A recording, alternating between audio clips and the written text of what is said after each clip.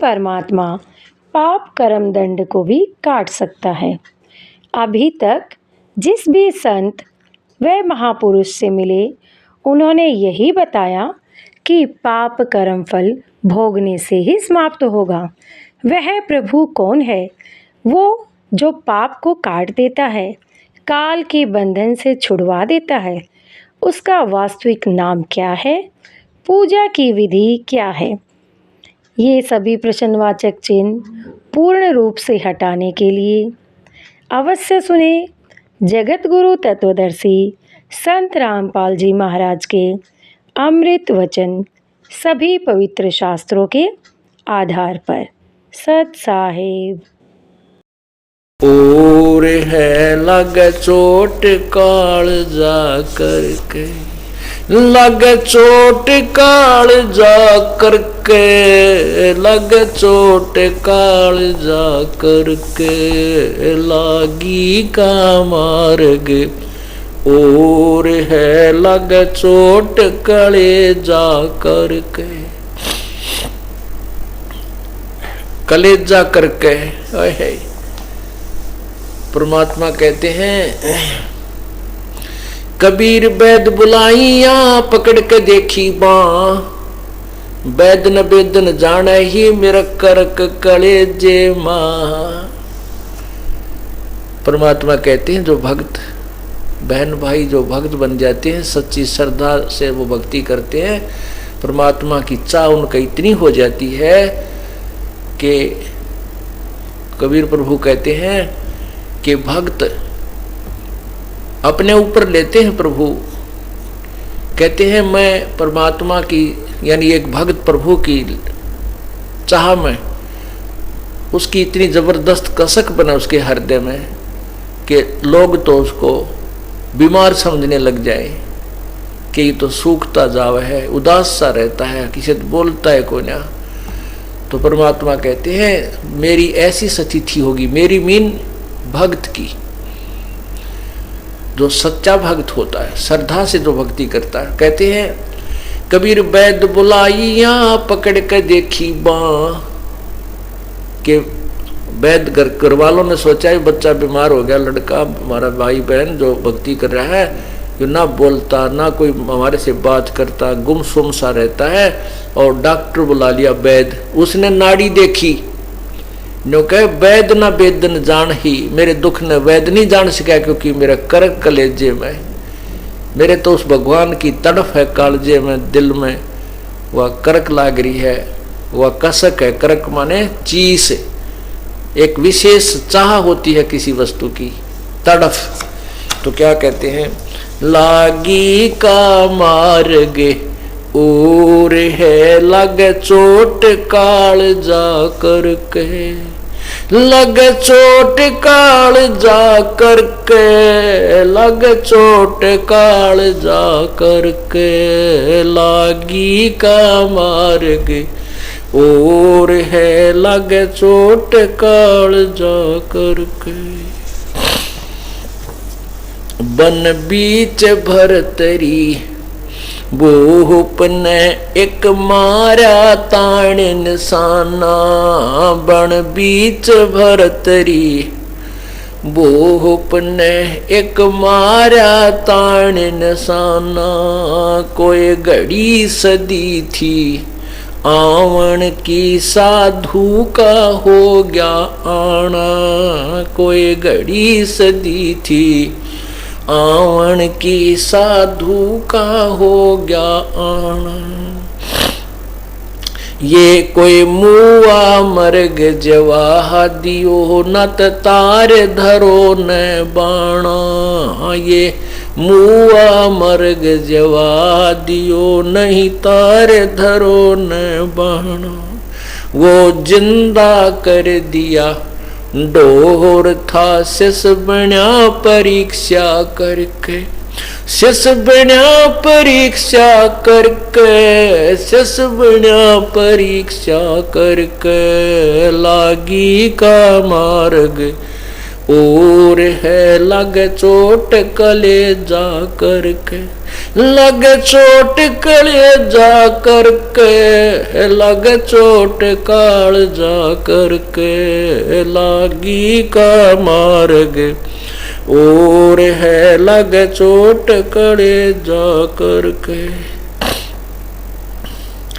गोपी चंद योगी हो गए जिन ले लिया भगमा बाणा, गोपी चंद योगी हो गए जिन ले लिया भगमा बाणा।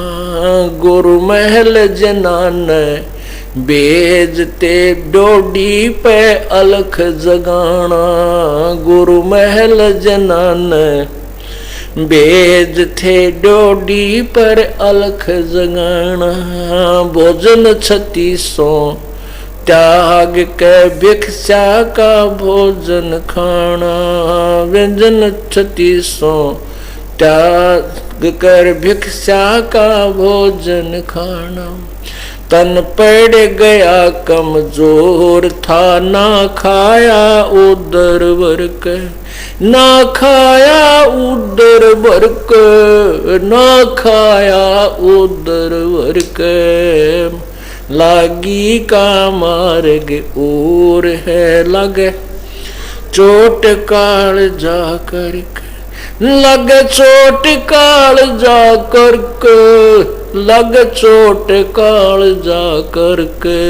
लागी का मार्ग और है लगे चोट कलेजा करके। बाजीद कहे उठाओ ऊंट को, लोग कहें ये मुआ, बाजीद कहे उठाओ ऊंट को, लोग कहें ये मुआ।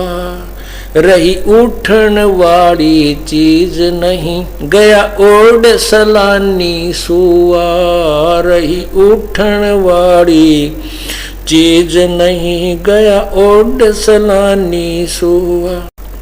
कुछ नक्सक बिगड़ा है नहीं बाजीदा अचरज हुआ, कुछ नक्सक बिगड़ा है नहीं वाजीदा अचरज हुआ। जिन करया अचंबा गोर है तजा राज काल से डर के, तजा राज काल से डर के, तजा राज काल से डर के। लागी का मार्ग चोट कले जा करके, लग चोट कले जा करके, लग चोट काल जा करके। लागी का मार्ग और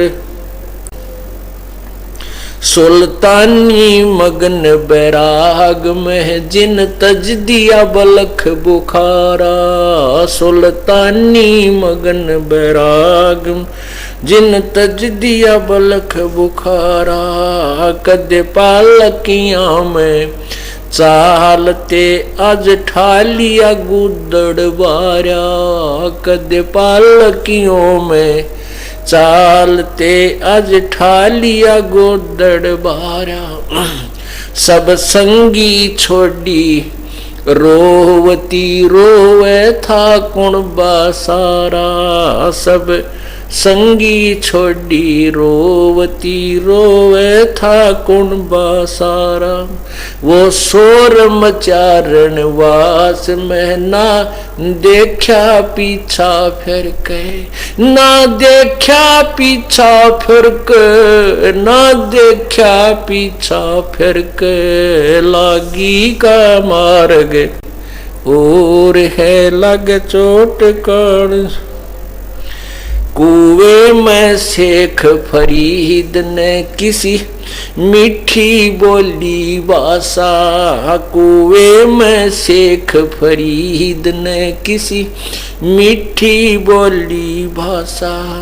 तुम चुन चुन कागा खा लियो मेरे हाडों पर का मासा, तुम चुन चुन कागा खा लियो मेरे हाडों पर का मासा, मेरे दो नैना मत छेड़ना मोहे राम मिलन की आशा, मेरे दो नैना मत खाइयो मोहे राम मिलन की आशा। जिन करी तपस्या गोर थी वे हुए आश्रय अर्क, वे हुए आश्रय हर्क, वो हुए आश्रय अर्क। लागी का मार्ग और है लग चोट करे जा करके, लग चोट काल जा करके, लग चोट काल जा करके, लागी का मार्ग। पीपा दरिया में कूद गया जिन प्राप्त करने देता है। कौन सा भोजन? आत्मा की खुराक परमात्मा की भक्ति है। इससे भी हमें वंचित रखता है। आप जब तक आपको ये ज्ञान नहीं प्राप्त हुआ था, ये भक्ति नहीं मिली थी, आप किसी भी भक्ति से संतुष्ट नहीं थे। किसी भी भक्ति से कितना जप कर लेते आपको कोई संतुष्टि नहीं थी। और इस आध घंटे का जोटा अगर आपका 1 घंटे का भी अवसर लग जाए ये भक्ति करने का, आप तृप्त नजर आते हो। ये वो अनमोल धन आपको प्राप्त हो गया है।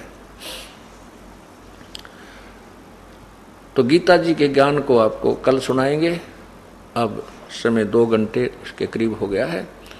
बोलो सतगुरुदेव की जय।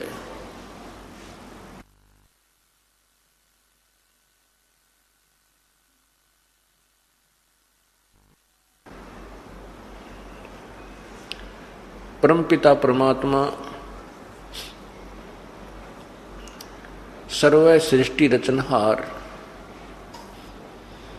कबीर बंदी छोड़ जी की असीम कृपा से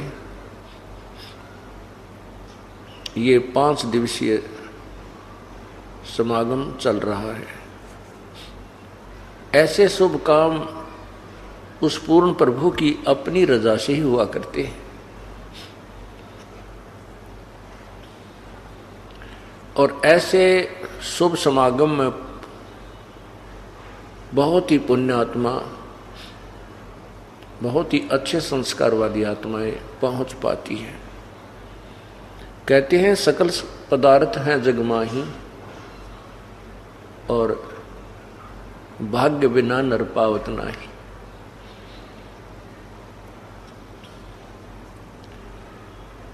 सत्संग में आने से प्राणी को ज्ञान होता है कि जो क्रियाएं तू करता आ रहा है ये कितनी आवश्यक है और कितनी अनावश्यक है।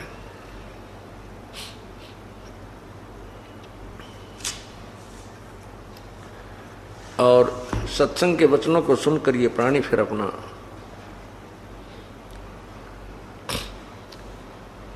जीवन बदल लेता है, अपनी प्रक्रियाओं में परिवर्तन कर लेता है। और इतना ही काम है। जो बुराइयां हम कर रहे थे उनको त्याग देना है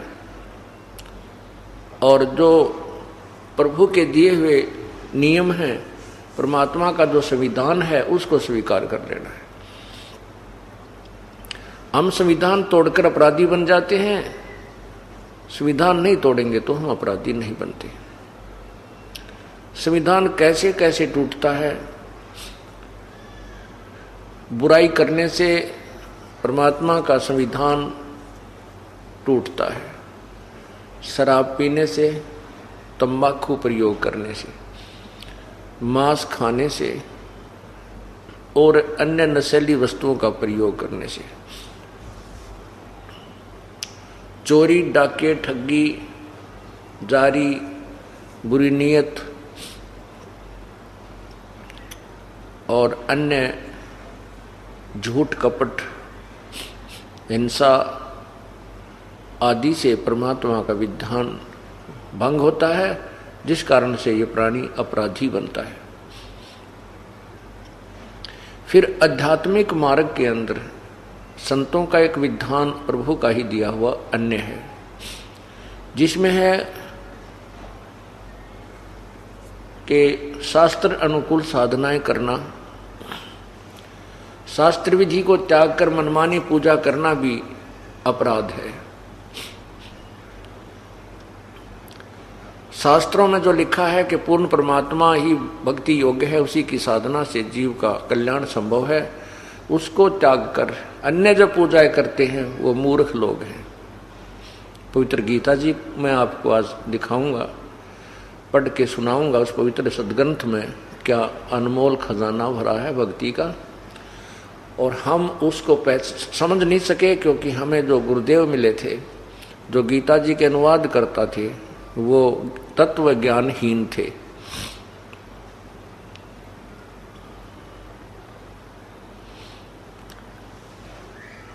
फिर जब आप सत्संग में आते हो, गुरुदेव से उपदेश प्राप्त कर लेते हो, एक और विधान है, उसकी कुछ धाराएं और हैं उसी संविधान की। गुरु वचन निश्चय कर माने, पूरे गुरु की सेवा ठाने। गुरु वचन, गुरुदेव का जो आदेश है उसको अवश्य माने। यदि आप गुरुदेव का आदेश की अवहेलना कर देते हो तो आप फिर दोषी बन जाते हो।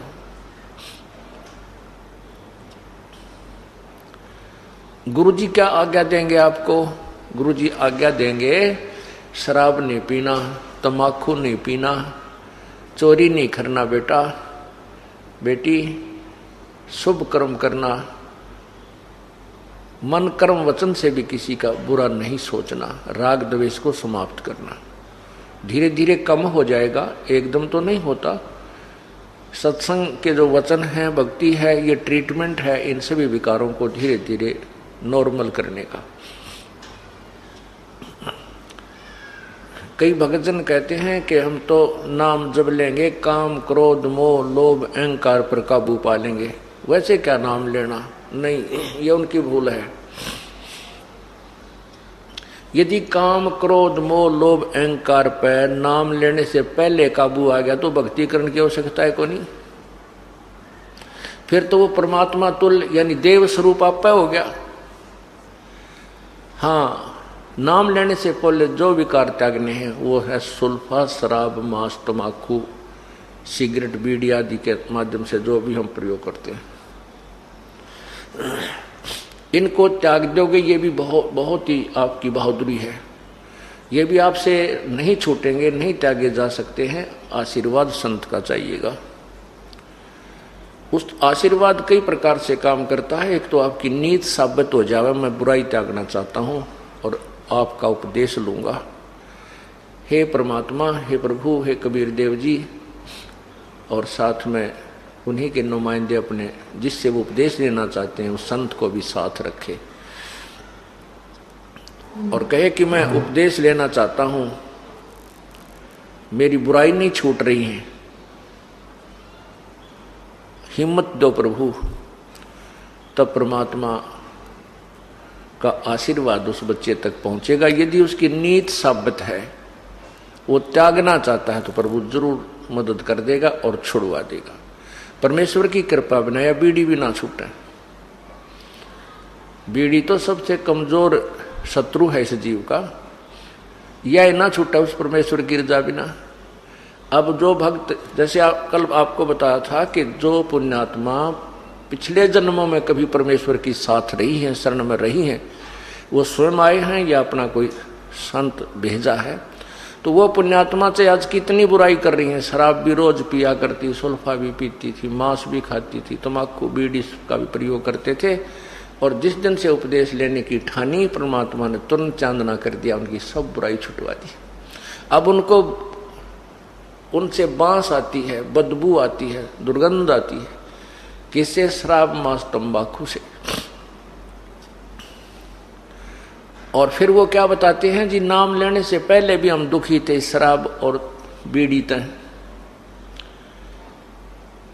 बीड़ी से दुखी कैसे थे कि लेटते बीड़ी पीने दिल करता, लेटते बीड़ी लाते या सिगरेट लगाते, और वो बीड़ी ऊपर झटका कपड़े ने खराब कर देती। एक बार तो रजाई में आग लग गई, घरवाला ने भी गड़िया, लेकिन बीड़ी फिर भी ना छूटी। फिर कई बार दुखी होकर के शाम ने तोड़ देता, बंडल के बंडल ने तोड़ के और बाहर फेंक देता। बीड़ी साथ होगी ही नहीं तो आप पे छूट जाएंगी।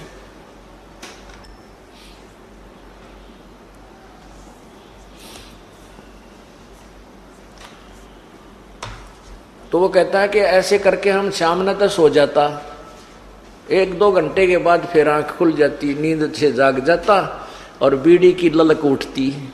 वह झूठे टोटके पड़े पाती है ना, कितने छोटे छोटे से ऊन ठाठा के पिया करता, बीड़ी छूटी नहीं। अब कृपा हुई है परमात्मा की, अब बदबू आती है। यदि कोई साथ बैठ कर दूसरा भी पीता है तो हमारे को वो अच्छा नहीं लगता। तो ये कृपा भी परमात्मा की होती है। अब जो भाई ये कह रहा था कि मैं तो काम क्रोध मोह लोभ अहंकार सबको त्याग कर फिर नाम लूंगा, वो आदमी नाम लेना ही नहीं चाहता या उसको ज्ञान कति नहीं। काम क्रोध लोभ मोह अहंकार ये परमानेंट एनिमी है इस आत्मा के, इस जीव के पक्के शत्रु हैं।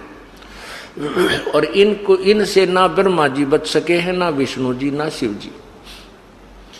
और फिर आम जीव की तो औकात क्या है, इन काम क्रोध मोह लोभ अहंकार से आप पे छुटकारा पाले नहीं हो सकता है। इसका एक बहुत लंबा ट्रीटमेंट है। छुटकारा तो होगा लेकिन लंबा ट्रीटमेंट है जो इस तत्व ज्ञान और इस यथार्थ भक्ति विधि से ही संभव हो सकता है।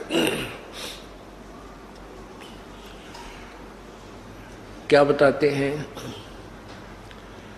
सरंग बरंग मृग कुरंग और पतंगा इंद्री एक ठग्यो 30 अंगा और तुम रे संग 5 प्रकाशा ये योग युगत की झूठी आशा।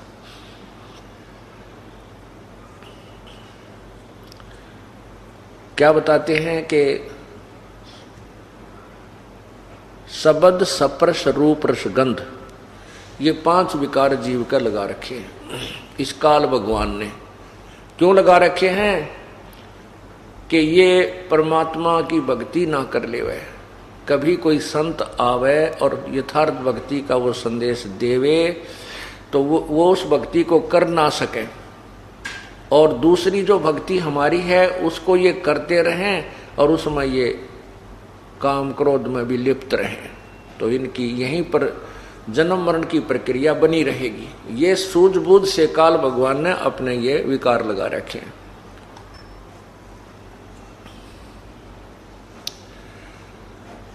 एक शब्द स्पर्श, शब्द होती है अच्छी मीठी सुरीली आवाज की चाह, ये शब्द का ये गुण है। शब्द स्पर्श रूप रसगंध आदि ये 5 विकार हैं। तो बढ़िया सब गाने बजाने अच्छी आवाज को सुनने की जो चाह है वो विकार शब्द विकार कहलाता है। एक मृग होता है कुरंग, उसके अंदर ये एक विकार है जो उसकी जान का शत्रु बन जाता है। उसको सुरीली तान सुनने की आवाज है, और शिकारी जब मृग पकड़ते हैं, हिरण को पकड़ते हैं, तो वो एक प्रकार की धुन, एक सारंगी सी पर हारमोनियम पर एक प्यारी प्यारी धुन शुरू कर देते हैं, और वो मृग उस शब्द के वश होकर, उस सुरीली आवाज को सुनने के वश होकर के वहां से चलकर शिकारी के घुटनों में शीश रख देता है और प्यार से उसको सुनता है। उस एक शब्द विकार ने, एक कान के विकार ने उस मृग की जान शिकारी के हाथों में सौंप दी। वो रुक नहीं सका, वो विवश है, उसके बस की बात नहीं है। और वो मृग को पकड़ ले गया, उसको मार लिया, उसके चाम का अलग से प्रयोग किया, मांस न्यारा बेच दिया, हड्डी की तो और प्रयोग कर ली। स्पर्श, स्पर्श कहते हैं इस काम को, काम कहते हैं विषय वासना, जो अंग्रेजी में सेक्स कहते हैं। हाथी में सबसे ज्यादा काम वासना होती है, और हाथी पकड़ने वाले एक हथनी को ट्रेंड कर लेते हैं और जंगल में जाकर के गहरा गड्ढा खोद लेते हैं, उसके ऊपर घास फूस से बोदी बोदी लकड़ियों से उसको ढक देते हैं और ऊपर उसके ऊपर घास ऐसा ही डाल देते हैं जैसा उस जंगल का घास होता है, ऐसे खड़ा सा कर देते हैं। और उस ट्रेंड हथनी को, वो शिक्षित हथनी को हाथियों के झुंड में भेज देते हैं। वो हथनी जाकर के उनके साथ स्पर्श करती है, उनके शरीर से शरीर घिसाती है, स्पर्श करती है अर्थात उनको कामो वासना के लिए उत्तेजित करके कर देती है और हाथी उसके साथ उसकी तरफ दौड़ते हैं। उससे वासना करने की चेष्टा करते हैं तो हथनी वहां से चल पड़ती है, वो दौड़ लेती है, उसके साथ 5-7 हाथी भी साथ साथ चल पड़ते हैं। उसको पता होता है और वो व्यक्ति जो होते शिकारी वो वृक्षों की ओट लेकर खड़े हो जाते हैं। वो हथनी सीधी आती है उस गड्ढे की तरफ और हाथी भी उसकी चारों तरफ को उस आगे से घेरने के लिए भाग रहे होते हैं। वो जल्दी से सीधी आकर के तुरंत वहां से कट मार कर और बराबर से ऐसे भाग कर फिर तुरंत उस गड्ढे के सामने आकर सीधी भाग लेती है।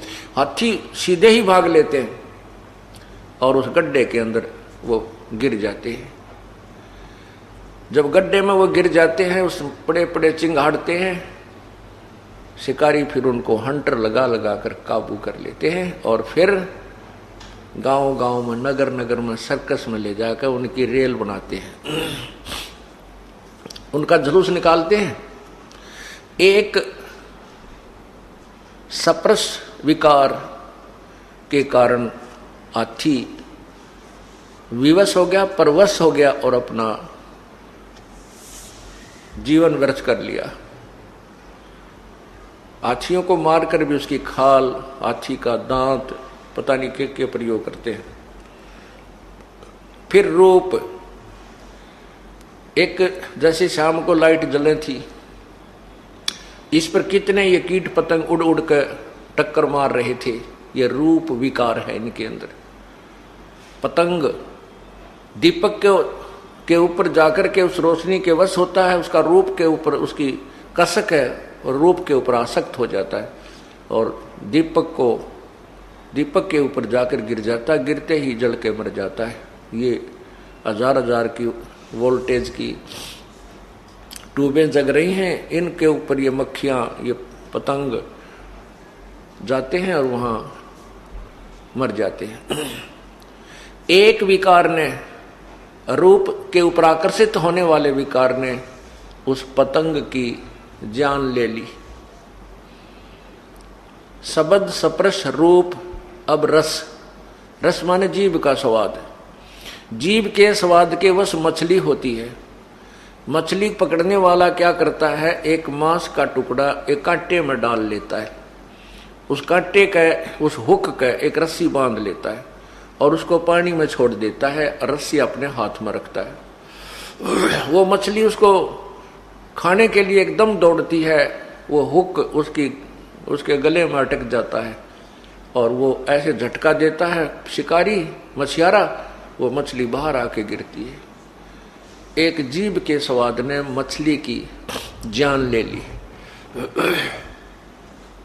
गंध, सुगंध, भंवरा जो होता है, भंवरा जो फूलों के ऊपर सुगंध लेता फिरता है, वो इतना वश होता है गंध लेने के, सुगंध लेने के, कि फूल के ऊपर बैठ जाता है और वो इतना बेसब्रा हो जाता है, उठता नहीं। और शाम के समय वो फूल बंद हो जाता है। कई ऐसे फूल हैं जो बंद हो जाते हैं, अच्छे मजबूत होते हैं, और वो भंवरा उसके अंदर ही रह जाता है, उसकी जान चली जाती है, वो उठता नहीं, इतना विवश है। तो यहां कहते हैं कि कुरंग मतंग,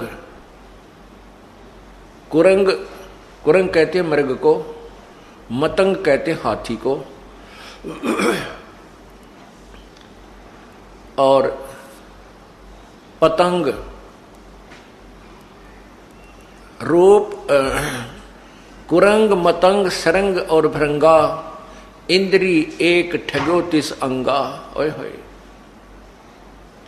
के जैसे मृग और हाथी और पतंग, शरंग मछली को कहते हैं, और भंवरा, इन पांचों में एक एक विकार था। इन एक एक विकार ने ही इनकी जान ले ली। और तुमरे संग पांचों पर कासा, योग युगत की झूठी आशा। मनुष्य जीवन में काल ने और जुल्म कर दिया। इस मनुष्य जीवन के मनुष्य मानव शरीर में ये पांचों लगा दिए। ये पांचों विकार मानव को प्रभावित रखते हैं। इसमें जीभ का भी स्वाद है, कानों का भी रस लेने, गाने गुने सुनना चाहिए इसने, गुटी सूटी लाने, बढ़िया है चटपटे भोजन खाने के लिए।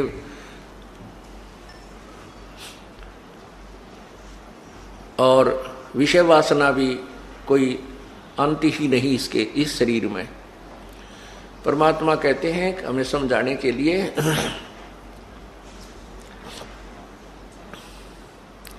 कबीर कुत्ता रुत पे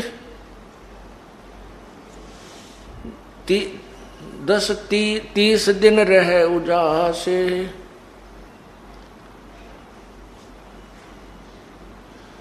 कामी नर कुत्ता सही 6 ऋतु 12 मास। परमात्मा कितनी प्यारी तुलना करते हैं इस मनुष्य के साथ। कहते हैं कुत्ता एक ऋतु आने पर ही 30 दिन तक वो काम वासना से प्रेरित रहता है, और कामी नर कुत्ता से ही 6 ऋतु 12 मास। कामी माने विषय वासना वश होकर ये नर उस कुत्ते से भी बदतर है। इसकी कोई ऋतु ही सीमित नहीं है, 6 ऋतु 12 मास ही ये काम उत्तेजना के वश रहता है। अब क्या कारण है कि जैसे काल ने हमारे ये मनुष्य जीवन देते ही ये पांचों विकार फिट कर दिए कि या तो ये भक्ति करे नहीं, और करे तो ये विकार इसको करने नहीं दे। परमात्मा पूर्ण ब्रह्म बड़े दयालु हैं, उन्होंने एक ऐसा ट्रीटमेंट दिया हमारे को, इस सत्य नाम का, श्वास से सिमरन का। इससे ये विकार धीरे धीरे कति नष्ट हो जाएंगे, बिल्कुल नॉर्मल से बने रहेंगे, ये दबाव नहीं दे सकेंगे। और फिर ये ज्ञान ऐसा दे दिया कि हम गलती करने की चेष्टा करेंगे या कोई मन में विकार काल प्रेरित करेगा, तुरंत ये ज्ञान अड़ जाएगा और परमात्मा इस मन की परों को काट देगा, और भक्ति का जो सहयोग है वो आपको इन विकारों से बचाएगा, और कुछ दिनों के बाद ये ठीक हो जाएंगे। ये बिल्कुल समाप्त नहीं होंगे, लेकिन ज्ञान से ठीकम इस सतनाम से बिल्कुल ऐसे हो जाएंगे, हानि नहीं कर सकेंगे, आपको बाधक नहीं करेंगे, बनेंगे आपके लिए। परमात्मा कोई गलती नहीं होने देगा आपसे, कोई ऐसी परिस्थिति पैदा कर देगा जो ये मन तो ये काल है, ये तो 21 ब्रह्मांड का भगवान है, ये ब्रह्मा विष्णु महेश के साथ भी इसने खूब ऐसी घटनाएं घटा दी जो आज तक शोभनीय नहीं लगती हैं, लेकिन संत के साथ इसकी नहीं बसाओगी। कैसे? जैसे भगवान शिव ने जब ये देखा कि पार्वती जी ने श्री रामचंद्र जी का रूप बनाकर, ना सीता जी का रूप बना करके और श्री राम की परीक्षा ली थी, और श्री राम ने उनको पहचान लिया था कि आप तो दक्ष पुत्री देवी हो, आप सीता नहीं हो। और भगवान शंकर ने मना किया था कि आप सीता रूप मत बनाना, श्री रामचंद्र की परीक्षा मत लेना, क्योंकि श्री रामचंद्र जी सीता के वियोग में रो रहे थे, दहाड़े मार रहे थे, पशु पक्षी पेड़ों से भी पूछ रहे थे, जिसमें सीता जी का अपहरण रावण ने कर लिया था, श्री राम को पता नहीं था। उसमें भगवान शिव ने कहा था, पार्वती ने पूछा था ये आदमी क्यों रो रहा है? भगवान शंकर ने कहा ये आम मनुष्य नहीं है, ये भगवान विष्णु अवतार श्री रामचंद्र जी हैं, इनकी पत्नी को कोई उठा ले गया है, अपहरण कर ले गया, उस वियोग में ये रो रहे हैं। तो पार्वती जी ने कहा था कि भगवान रोते थोड़े ही है, मैं नहीं मानती ये विष्णु जी हो सकता है, मैं इसकी परीक्षा लूंगी और सीता रूप बनाकर जाऊंगी। शिव भगवान ने कहा था कि तू पार्वती सीता रूप मत बनाना पार्वती। तब तो उसने कह दिया नहीं बनाऊंगी। भगवान शिव के इधर उधर होते ही तुरंत सीता रूप बनाया और श्री राम की परीक्षा लेने पार्वती जी पहुंच गई। जाते ही रामचंद्र जी ने कह दिया, हे दक्ष पुत्री माया, भगवान शिव को कहाँ छोड़ाई, अकेली कैसे आ गई। इस बात से वो बहुत शर्मिंदा हुई और कहा, आप तो सचमुच विष्णु भगवान हैं, ये मेरी ही गलती थी। शिव भगवान ठीक है आपको प्रणाम कर रहे थे। जब वो वापस आई तो अंदर से मन काल ने प्रेरित कर दिया भगवान शिव को कि ये अवश्य गड़बड़ करके आई होगी। उसने कहा कि तू सीता बन के परीक्षा लेकर आई है। वो नाट्य भी ना मन ने कोई नहीं परीक्षा ली, नहीं तू झूठ बोलती है, मेरी आत्मा नहीं मान रही है, तू गई है। फिर उसने भी स्वीकृति दे दी, हाँ जी मैं गई थी। इस बात से भगवान शिव ने एक तो ये कहा कि तू अब मेरे बड़े भाई की पत्नी का रूप बना लिया, अर्थात मेरे लिए माता के तुल्य होगी, स्वीकार्य नहीं है, मैं तुझे तेरे से पत्नी व्यवहार नहीं करूंगा। और दूसरे मन में यह आके मैं पार्वती से प्रिय इस जग में किसी को नहीं मानता था और इसने भी मेरे को डिसीव कर दिया, धोखा दे दिया। इसलिए मुझे स्त्री की चाह किस लिए हुई कि मेरे अंदर वासना है, काम वासना, मैं इसी को नष्ट कर दूंगा, मुझे चाह ही ना पड़ेगी जो मुझे धोखा दे सके और भक्ति में बाधक बन सके। इस विचार से भगवान शिव ने 88,000 वर्ष तक इस एक विकार को नष्ट करने के लिए तप किया, सपर्श विकार को। 88,000 वर्ष तप करने के बाद कहते हैं कामदेव को भी फूंक दिया और जला दिया, सब कुछ कर दिया। और भगवान शिव ने सोच लिया कि अब तू वासना रहित हो गया है, तेरा विकार समाप्त हो गया। कबीर परमात्मा कहते हैं विकार मरा मत जानियो जो भूबड़ में आग। जैसे अंगार होता है और उस आग को दबा देते हैं अग्नि के, जैसे उपला होता है, उपले को जला करके वो आग पूरा अंगार बन जाता है और उसको राख में दबा देते हैं कि काफी देर तक ये रहा रहेगा। तो उससे ऊपर से तो ऐसा हो जाता है जैसे बिल्कुल समाप्त हो गया, इसमें राख रूख लग के, और उसको ऐसे हिलाते हैं ना तो अंदर से पूरा धंधकता मिलता है। तो परमात्मा ने कहा है कि विकार मरे मत जानियो जो भूबड़ में आग, पहले से भी तेज धंधकती पावेगी। कैसे ना जो साधना तुम कर रहे हो उनसे नहीं मरेंगे, उनसे तुम मान लेते हो कि हमने कुछ सफलता प्राप्त कर ली, लेकिन वो सफलता नहीं, वो तो दुबक गया है तुम्हारा, जो दबा है थोड़े से दिन तक। और जो सतनाम और इस विधि से जो साधना की जाती है ये परमानेंट ट्रीटमेंट कर दिया जाता है। अब काल भगवान जो ज्योति निरंजन ब्रह्म है उसको चिंता बनी रहती है कि यदि कोई व्यक्ति, यदि ये मानव या प्राणी अपनी वासना को कंट्रोल कर लेंगे तो संतान उत्पत्ति कैसे होगी, और संतान उत्पत्ति नहीं हुई तो मैं 1 लाख मानव शरीरधारी प्राणियों के शरीर के मैल को कैसे खाऊंगा। इस दृष्टिकोण से वो किसी को भी विकार रहित नहीं होने देता। ये उसकी मजबूरी है और एक भयंकर जाल है। तो कुछ दिनों के बाद उस काल ने प्रेरणा कर दी भगवान शिव के अंदर कि मैंने सुना है कि जिस समय हमने सागर मंथन किया था, सागर मंथन के समय कहते हैं मैंने तो विष ले लिया था, मुझे तो नशा बन गया था, ध्यान नहीं, और राक्षसों ने अमृत के कलश को ले लिया था। भगवान विष्णु ने एक मोहनी रूप बनाकर, सुंदर स्त्री का रूप बनाकर, नाच कूद कर, डांस डूंस करके, अच्छे गाने गा करके उनको मदिरा पिला दी थी। मदिरा का कलश उनको दे दिया, मदिरा पिला दी थी और अमृत के कलश को ले आया था, नहीं तो देवता वो राक्षस अमर हो जाते और देवताओं को सदा दुखी करते। तो उनके मन में तो लोग कहते हैं कि भगवान विष्णु जब मोहनी रूप बना रखा था स्त्री का, बड़े सुंदर लग रहे थे, बहुत ही खूबसूरत। तो उस शिव जी के मन में यह प्रेरणा कर दी काल ने कि आज भगवान विष्णु से मैं वो मोहिनी रूप देखूंगा और ये देखना चाहूंगा भगवान कितने सुंदर लग रहे थे मोहिनी रूप बना के। इस उद्देश्य को लेकर के भगवान विष्णु के लोक में भगवान शिव चले गए। कुशल मंगल हुई। आने का कारण पूछा विष्णु जी ने। शंकर भगवान ने अपना उद्देश्य आने का बता दिया कि मैं आपका वो मोहिनी रूप देखना चाहता हूं जिस समय आपने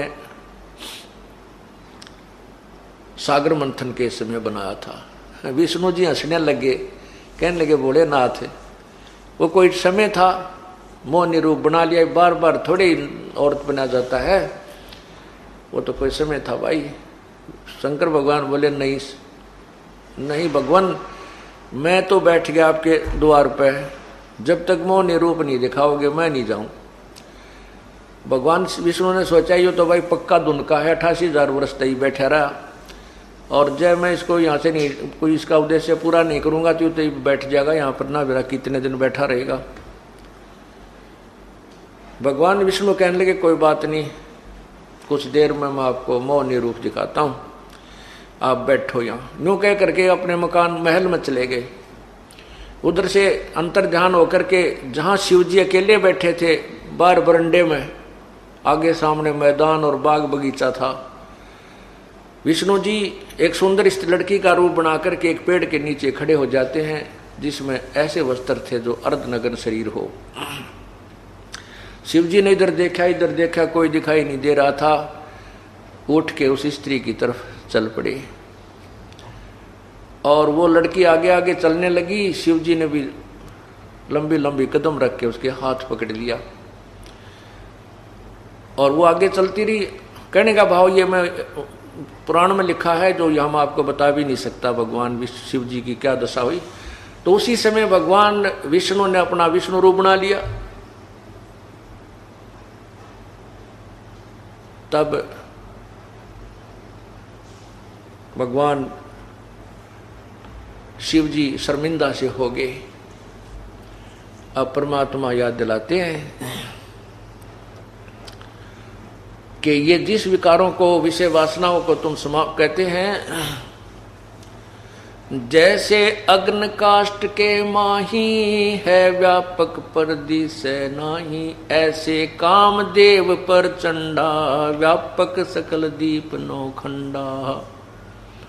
जैसे अग्नि काट के माही, काट में अग्नि है पर दिखती नहीं, और जब इसको अग्नि लगा दी जाएगी तो पकड़ पाटेगा यानी आगे आग हो जाएगी। ऐसे ही ये विषय वासना प्रत्येक प्राणी के अंदर विद्यमान है व्यापक पर दिसे नाही, ऐसे काम देव पर चंडा व्यापक सकल दीप नौखंडा। तो यहाँ कबीर परमेश्वर जी बताते हैं कि तुमरे संग पांचों पर कासा, ये योग युगत की झूठी आशा। तुम्हारे अंदर ये पांचों विकार विद्यमान है, तुम योग युगत यानी विकार खत्म करने की, आप कहते हैं योग विकार खत्म करके ही योग युक्त हुआ जाता है। विकार तुम्हारे समाप्त हो ही नहीं सकते, योग युक्त तुम हो नहीं सकते, इसलिए योग युक्त नहीं हो सकते। देयरफॉर इसलिए आपका जीवन जो है या भक्ति भी व्यर्थ और आपका जीवन भी व्यर्थ, आपका उद्देश्य भी गलत है। जो तो आप सोच रहे हो कि हम मोक्ष प्राप्त कर लेंगे या परमात्मा से संपर्क कर लेंगे, क्योंकि आप कहते हो विकार जब तक समाप्त नहीं होंगे हम भक्ति पर लगेंगे नहीं। और विकार समाप्त करने के लिए कौन से विकार? जो अंतःकरण के विकार है, एक बाहर के विकार जो आपको पहले बताया, शराब मांस तंबाकू चोरी ठगी बकवाद ये माड़ी नीत करना, ये बाह्य विकार है। अंदर के विकार, ये पांचों विकार समाप्त करने के लिए आपको एक लंबा ट्रीटमेंट आजीवन करना होगा। कौन सा है? राम नाम रटते रहो जब तक घट में प्राण, कभू तो दीन दयाल के भनक पड़ेगी कान। अंतिम श्वास तक ये ट्रीटमेंट आपको लेना पड़ेगा। कौन सा? सत्संग सुनना और धर्म यज्ञ, ये पांचों यज्ञ करना, परमात्मा का जो मंत्र है, इन तीनों मंत्रों का जाप करना, और इस प्रकार आप इन विकारों से रहित रहोगे, परमात्मा प्राप्त कर सकते हो। अब हम उसी कहानी पर आते हैं, उसी कथा पर आते हैं जो कि कल अधूरी छोड़ी थी। त्रेता युग में पूर्ण परमात्मा, त्रेता युग में पूर्ण परमात्मा मुनिंदर नाम से आए थे, और द्वापर युग में पूर्ण परमात्मा करुणामय नाम से आए थे, सतयुग में सत्सुकृत नाम से आए थे। अब हम करुणामय रूप में जब वो आए थे द्वापर युग में, और द्वापर युग में श्री कृष्ण जी की भी भूमिका थी जो विष्णु अवतार थे। कल आपने सुना है, जैसे कल प्रकरण चल रहा था कि गीता जी का ज्ञान श्री कृष्ण जी ने नहीं कहा, गीता जी का ज्ञान काल ने कहा, वो प्रमाणित भी आपके सामने किया गया। अब उसी प्रकरण में एक उदाहरण और देते हैं आपको कि गीता जी का ज्ञान श्री कृष्ण जी ने नहीं, काल ने कहा था। कैसे? गीता जी अध्याय नंबर 2 के मंत्र 37 और 38 में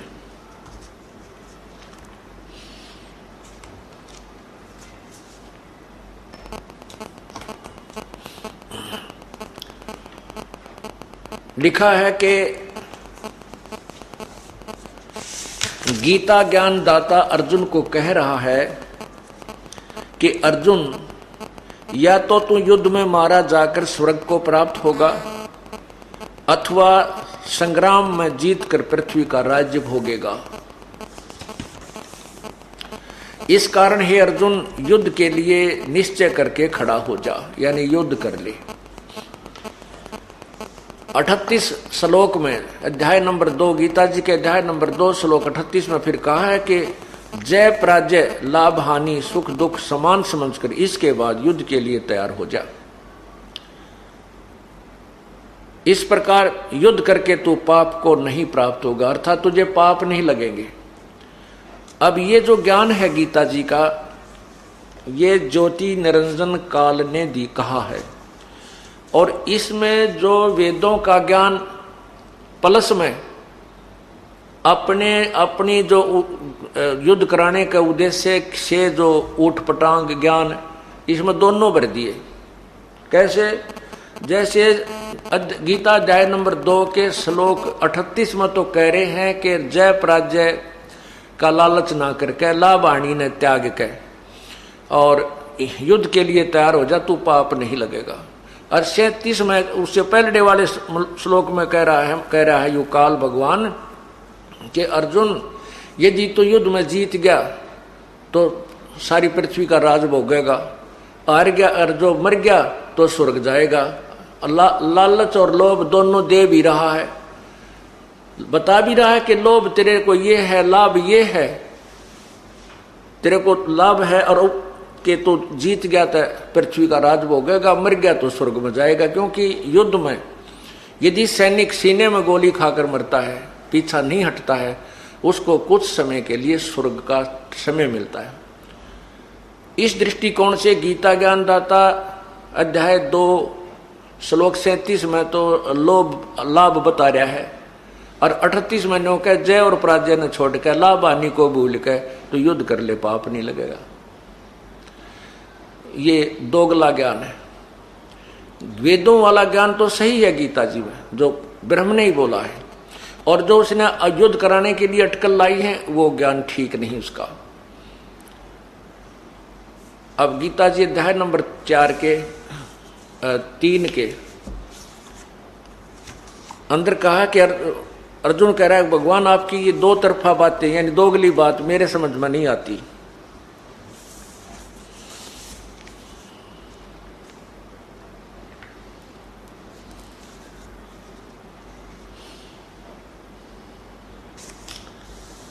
गीता अध्याय 5 के मंत्र 1 में श्लोक 1 में कहा है कि कभी तो आप कहते हो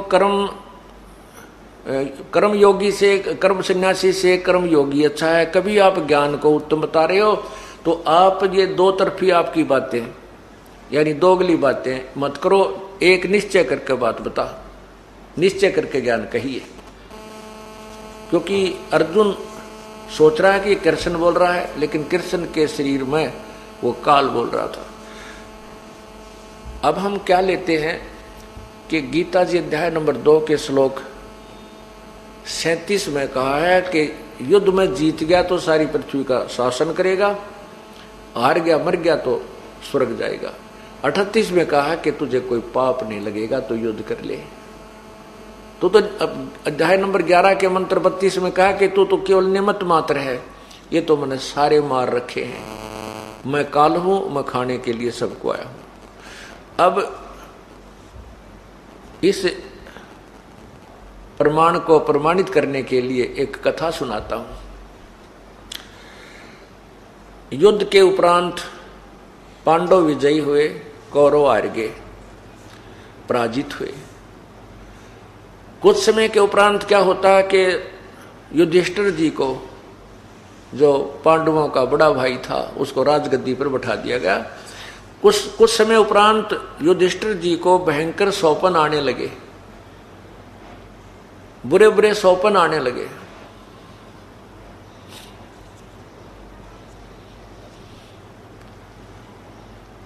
कैसे सौपन आते हैं कि कुछ ऐसे व्यक्ति दिखाई देते हैं जिनके शीश नहीं,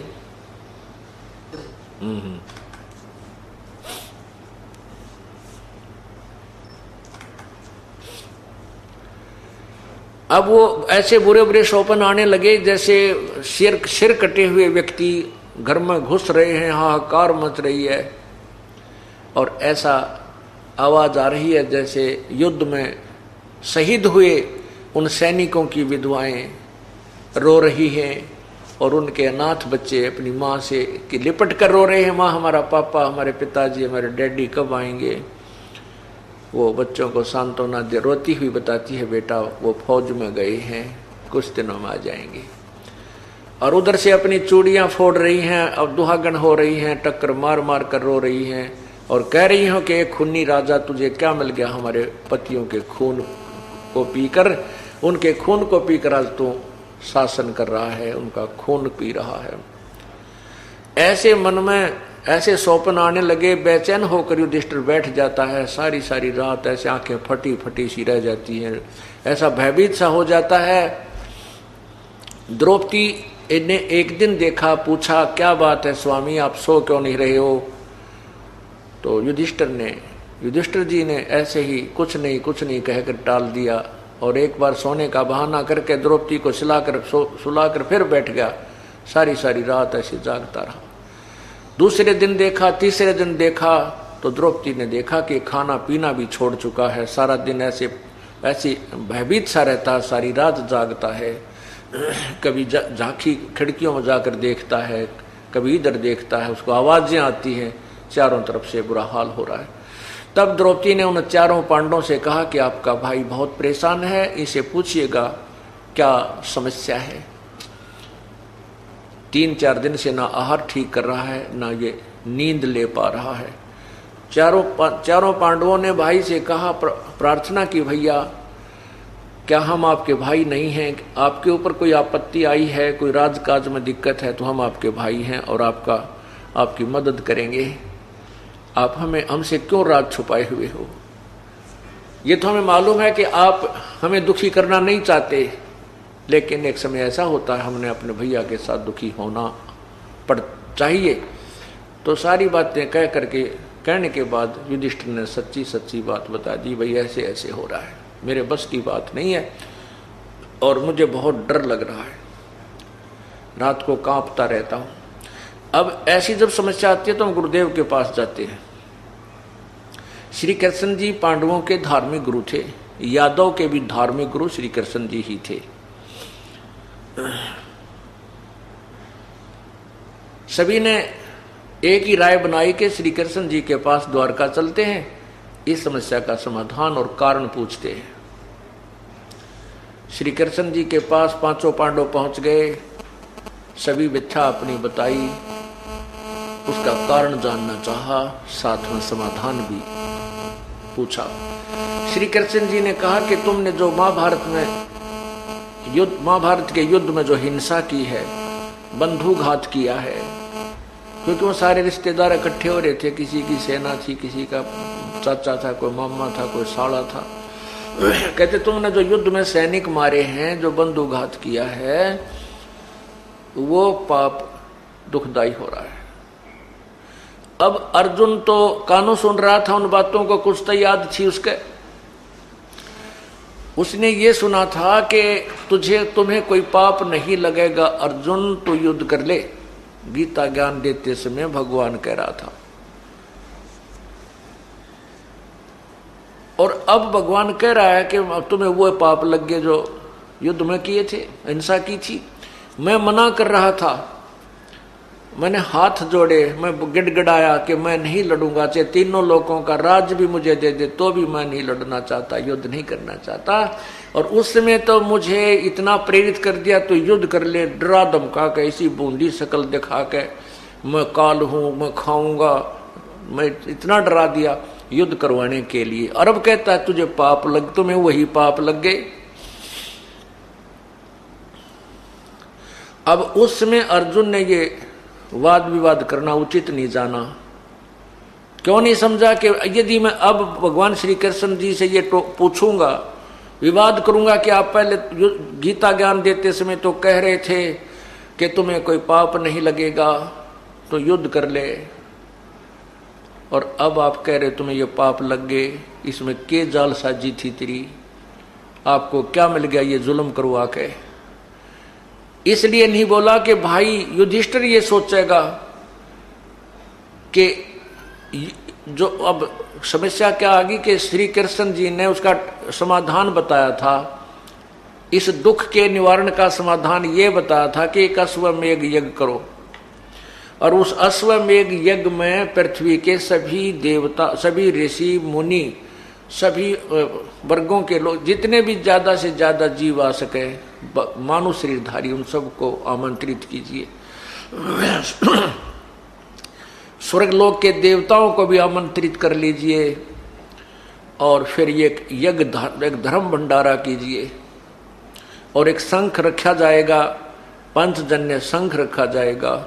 वो शंख सभी के भोजन करने के उपरांत अपने आप आवाज करेगा, तो समझना तुम्हारी यज्ञ सफल होगी। यदि शंख ने आवाज नहीं की, भोजन सबने खा लिया, तो आपकी यज्ञ संपूर्ण नहीं हुई और आपका दुख निवारण नहीं होगा। अब इतने बड़े समागम, इतने बड़े अनुष्ठान में करोड़ों लाखों रुपए लगने थे, उस समय के लाखों रुपए। तो अर्जुन ने सोचा यदि मैं अब डिस्कस करूंगा, मैं वाद विवाद करूंगा श्री कृष्ण जी से, तो भाई युधिष्ठिर ये जानेगा